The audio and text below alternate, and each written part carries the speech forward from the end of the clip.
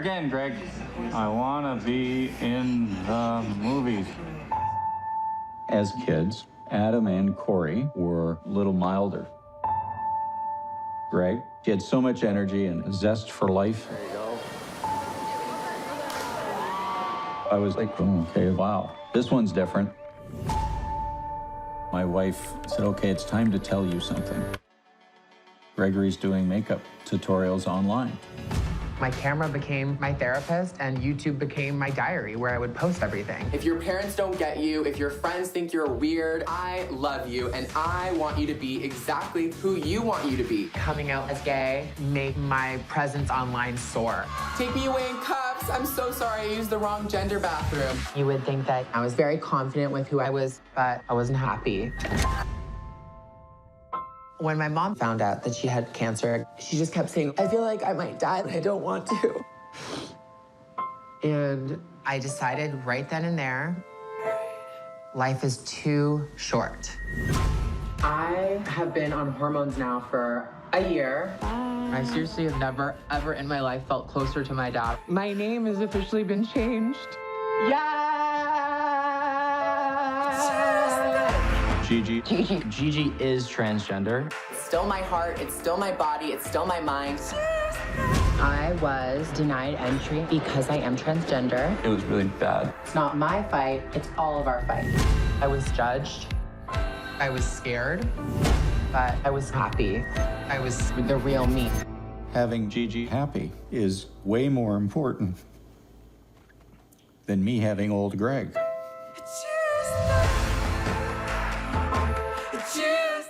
Thank you so much, everybody. Thank you so much for being here. Let's hear it one more time for these two.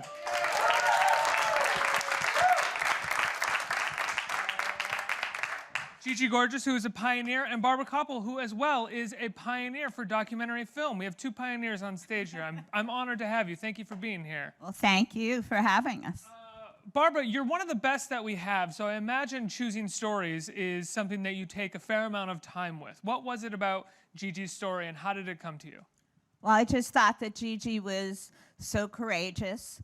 She's a girl who always gets what she wants, no matter what obstacles are in her way, and how could I resist that? And Gigi, had you known about Barbara's work before starting the project with her? I had seen a couple of her films, including the Dixie Chicks one, which we are all familiar with, I'm sure. But when our paths crossed, it was pure fate. And for her to be, you know, eligible to work on a new movie, right around the time where I was looking to make a movie, it was just God's work. And I'm so, so thankful for that. I feel the same way. Gigi, what were your thoughts about going into making a movie about yourself and telling your story? What were some of the things that you wanted to avoid, or some of the things that you wanted to dive right into, or did you just kind of leave it up to Barbara to sort of tell the story? It was kind of a mix of everything. You know, I left everything up to Barbara, and actually she came up with the title for the film, This Is Everything, which I want to give her full credit for, because initially I was like, I don't really know if I like that title, but she goes, you say it so much, and it's like it's your phrase. So yeah, anyways, so when I first started recording my transition when I was 19 years old, I just wanted to keep the footage for myself. I really did. I didn't think that anyone was going to see it other than my friends. I had parties. I wanted to show everyone, just to make them gag and laugh. And then when I was done my transition, I was kind of like, wow, I really want to show this, because I feel like a film like this has never been made to this capacity. And who better than Barbara Kopple to tell my story? And now, Barbara, Gigi has been an incredible self-documenter since you were 19 years old, maybe even before that, right? 14, actually. 14 years old. So for you, what was the process like, sort of pouring through this footage and figuring out what told the story well? Well, I knew that all of her GoPro and her YouTube were going to be the spine of the story. And every time we got to see something that really told who Gigi is and what she's about, and her fierceness and her beauty. But I think that the thing that really pushed me in a direction was how much her fans loved her, and how much sometimes when you're alone and you feel like there's nobody out there to help you, then there's Gigi. And she comes on and she just spread so much love. I think she saved so many people from committing suicide. And with material like that, with so much beauty, I knew that I had a really wonderful film. Gigi let me do anything I wanted to do, including very nosy 3-hour interviews. Making everyone cry at that, pulling everyone's emotions out of them. with her family, her father and her brothers, and of course with her. And also being able to sort of trail her around and watch her and maybe even get a few tips from her. Gigi, as someone who is kind of a prolific self-documenter, do you often go back and look at the videos that you made, or are you like a lot of other filmmakers? I shot it, the feeling's out there, I'm done, I'm moving on, or do you actually go back and look at it? I definitely just shoot it and move on. I'm, I guess, like a prolific filmmaker. I get asked that question a lot, actually, whether I regret anything or now that I've fully transitioned, do I want to delete everything from social media? And I say no, I have no regrets. I think that the mistakes that I made, the person that I was, the decisions I made me the person I am today, and I wouldn't change it for the world. And, Barbara said earlier that I've saved millions of people's lives.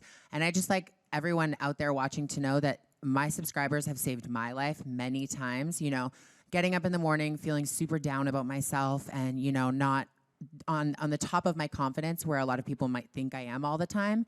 They're who bring me back and make me smile. And it's a two-way street. So. Well, that leads to the question of what did it feel like watching the film and sort of going back and seeing all of that footage of yourself? Because for me, when I look at footage of me 5 years ago, personally, I'm like, oh God, get that person out of here. What are they talking about? But you've got, all of these years of footage of you going through these incredible monumental moments in your life and emotions all over the place. So what was it like for you to sort of watch the film compile all of those moments? It was absolutely, in one word, surreal. To see your entire life, I'm 24 years old. I feel like I've done a lot, but watching the film, I've done a lot. It's 91 minutes of my entire life, and I think that is such a blessing to be able to, I've worked so hard, but I still feel like it's such a blessing to watch that. And, a lot of the footage I hadn't seen. A lot of the childhood footage, Barbara and my own father were in communication, and he was giving her a lot of childhood footage and things like that. So when I watched it, it was as new for me as it is just a regular viewer.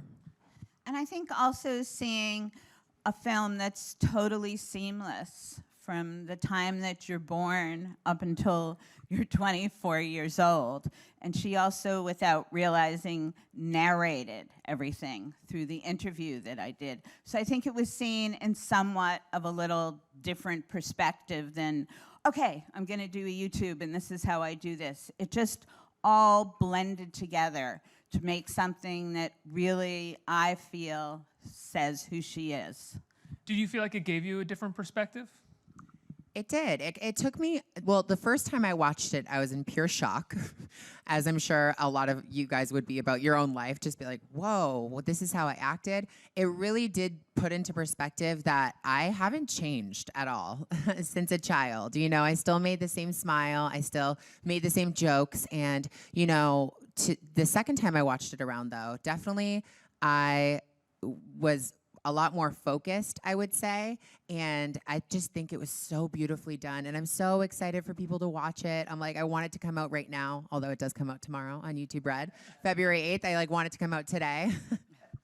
Talk about working with Gigi's father on the film. He as well, went through an experience, and you document it beautifully.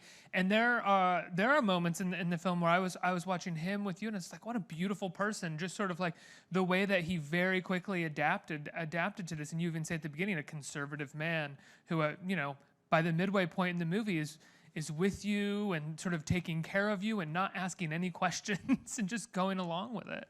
I think that your dad had his transformation, very much so. And by the time I got to him, he was just totally open. He cried, he told stories, he told about how when he was younger, if he would get angry, he'd get red in the face, and if he didn't understand something, and then there would be long silences between him and Gigi. So I think he changed. He really wanted to be part of this, and he wanted to be part of her life, even if he didn't truly get it all, because his love for his daughter was more important than anything else. Gigi? I think my dad, like she said, I think we honestly did transition together, and that's not being, you know, sensitive of the word. It really is. We transitioned together. We truly did. And by the time Barbara got to him, he was open. But it even surprised me how open he was. I never thought in a million years my father would be open to being in a film or in a YouTube video and sharing stories and crying and opening up the way that he did. But I think he saw the bigger message of this, and I'm so glad that he did, because now it gets to be shared with the world, and it really does educate in such a profound, amazing way that I didn't think that it was possible. And I think also the father-daughter relationship is just so beautiful. And I mean, everybody, all the editors, everybody in my office just said, we want this man as a father. And so he won us over, and we all loved him, and you know, he was our star for a while. Let's go back for a second and talk about, you know, saving lives and how you sort of exposing yourself on YouTube and creating this content ended up saving lots of people's lives as well as yours. And in the film, you say that YouTube became a kind of therapy for you. Did you ever expect that it would become a therapy for others as well? I didn't. You know, when I started YouTube, it was very organic, and I was in high school, and I just needed a creative outlet. I was in a Catholic arts high school, which is fine, but, you know, I needed more. And when I saw my first makeup tutorial online from Michelle Phan, if any of you are familiar with her work, she's amazing, she's a legend, and I just wanted to make content. So me and my best friends got together, and then years later, you know, I was working a separate job, and me and my friends were still making videos, and then everyone started joining YouTube. Everyone started joining on this bandwagon when I had already found my family, and I had found my therapist, my camera, and I would, you know, discuss everything from relationships to best friends to teachers to, you know, makeup, my new favorite things. And they would talk back, and they would give me suggestions, and it was literally a family and a community. And I'm so happy that YouTube has grown in a way that is transitioning into mainstream. I think that it's about time, and that's why I think it's happening, because these are such creative entrepreneurs online in the digital space. And I think it's time that the world sees that, and you know, we can all just love and support each other. Barbara, what was the process like sort of poring over all of the material that Gigi had already created? Was it the kind of thing where you asked Gigi sort of what the most important videos she made over the period of time that she was making videos were to her, and then you brought those, or did you just look at all of them? No. Being a good documentarian, you never leave a stone unturned. We looked at all of them. And I would never put her in a spot like that. I wanted her to be totally surprised, and the film was made with such love for her and her family. I wanted her to look at these and see them in a whole different light, see them as such a good and earnest part of who she is and what she is. As a documentary filmmaker, what do you prefer? Do you prefer found footage, working with found footage and pulling those stones up, or shooting verite, which you've done before to incredible effect as well? There's a lot of verite in this, and I'm a greedy woman. I love it all. So nothing specific that you like to hold on to? I just want to tell a good story, and I just really care about my characters. Gigi, what was it like for you having somebody else film you? It was definitely very nerve-wracking. I am a control freak, but you know, we literally looked at so many different directors, and I always wanted Barbara. And when we got her, and when we had a conversation, I would say we instantly clicked, wouldn't you? Oh, absolutely. I'm happy to know that the feeling was mutual. I felt, you know, totally secure in making that promise to her when she said, I really want you to wait to watch the film until the premiere at Sundance. I think we waited till we got into Sundance for her to make that promise. So I was like, you know what? Sundance is a big deal. I'm down. You know, I'll wait. Your first viewing in the audience at... Yes, with my entire family, with my girlfriend, with my best friends. There was 3 rows of viewers, strangers to me, and I was like, wait, I didn't know there were going to be strangers in this theater. This puts a whole another element to this, but I was so thrilled. I was so thrilled with the end result, and I hope people are too. What made you proposition it to her that way? Well, I always think it's really wonderful for people to go to live events and to see themselves for the first time, because otherwise they'll be worried. In this way, she maybe was worried, but she had nothing to worry about because she didn't know what was in the film. And she trusted me, she trusted her managers, she trusted YouTube, and once the audience started watching it, they were laughing and cheering and standing up, and Gigi and her family were crying and holding on to each other, and that's part of the experience for me. It's the dessert after being very lonely in the editing room. How long was your process on the film, Barbara?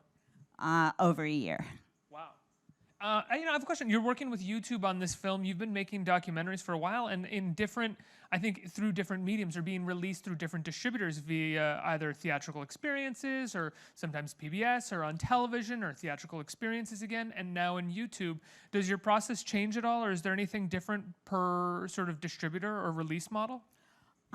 No. I just try to make a film that will fit in any medium, whether it's theatrical, film festivals, or YouTube. I just want to tell a story that you can look at, you can go on a journey with, and hopefully come out satisfied. Now, I think we're in the midst of a number of social movements right now, because we have to be. But one of the big movements that's been going on is the transgender movement, wonderfully. How does it feel to be releasing this film sort of just after the inauguration of a president that we're not really sure where he's going to fall in regards to LGBTQ rights? What does that feel like? What do you hope people take from the film? Well, for me, since this is a film about love and support, I hope a lot of parents look at it, and a lot of people look at it, because everything is up on that carving board. And if people leave saying, I'm going to show this to my mother, or I'm going to show this to my grandmother, I think we will have succeeded. Communication is the most important thing. I think the number one thing I want people to take away from this film is the world right now, more than ever, needs more understanding and acceptance and love. And this movie is more than an LGBTQ story. I think it's a story for every single human out there, any age, and I think that it needs to be shown to all families, all schools, everywhere, because the message is about love and acceptance, and I think that is literally what needs to be done to get us through. Absolutely. I'm going to open it up to the audience. Here we go. Who has a microphone would like to ask? Right here. How are you? Great. You've accomplished so much, and you're in your early 20s. What drives you? Oh, God, I'm so happy you say that, because I'm turning 25 in April, and I feel old. I've always been a workaholic. You know, I hate to bring it back to when I was 15 years old, but I used to work at McDonald's. And I feel like that honestly built my work ethic. You know, I've always worked. I've always known that I need to work to earn a living, to earn money, to work. And I think YouTube just really brought that to a whole other level. And I think being now given a voice for the community and having a film with amazing Barbara and having it come out tomorrow, I think it makes me want to inspire. And that's what gets me up every morning, just wanting to wake up and inspire and help in any way that I can. And that's what keeps me going. I like the idea that Barbara Kopple's nickname is Amazing Barbara. Like, you walk in a room and she goes, oh, it's Amazing Barbara. Next question. We're going to take our next question from an online viewer. So Lauren would like to know, what are some of your best tips for dealing with the haters in our lives? Take it with a grain of salt. I have built up a very, very thick skin, and online social media is the worst place for haters. Anyone can say whatever they want. It's so sad. But at the end of the day, they need love, and I'm not going to go on anyone else's page and write something hateful because I'm happy. So clearly they're not happy. Don't take it seriously. Of course, comments can sting and people's words can hurt, but at the end of the day, positivity outweighs the hate, and I've definitely realized that over the years. Next question. Hi, love the outfit, love the color scheme. My question is about... You too, we're matching. I thought about it. My question is about Kylie Jenner and what it was like working with her and to be like on a platform where you're recognized in like that kind of Hollywood atmosphere. Well, first of all, Kylie is amazing. I was so happy when she reached out to me, and it was before her whole, takeover, and she's had so much success. I have so much respect for her as a businesswoman and as a friend. She is just an amazing, amazing businesswoman.